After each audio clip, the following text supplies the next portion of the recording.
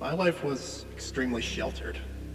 Typical sorry white suburban kid, didn't know a damn thing about the outside world. But after high school, I became more active on this thing called the internet.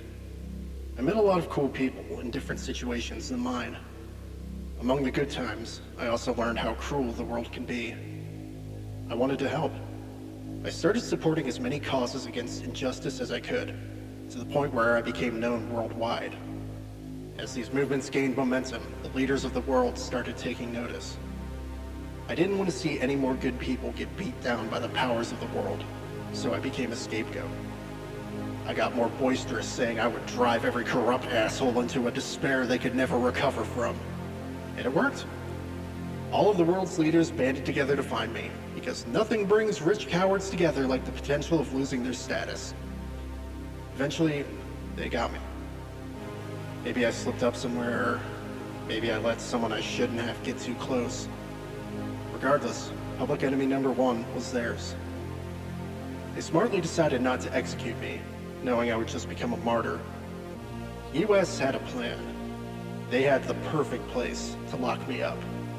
A place known only as the Grid.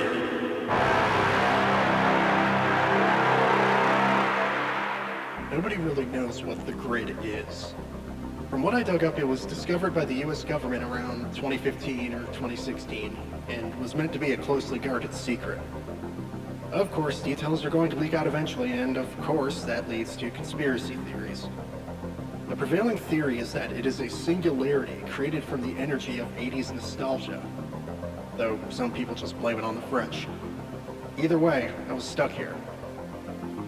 They monitored and kept me fed with a few drones, and I figured those must have a link to the outside world.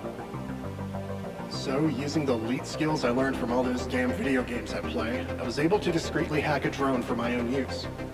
I carefully started bringing in things I wanted, and eventually I made myself a room complete with internet access. While I was eager to see what was happening outside, it just ended up being depressing. Eventually, I had enough. I needed to find a way to come back. As I was researching the best way to do that, I discovered a new type of streamer called vtubers. I thought it was really cool, and it gave me an idea.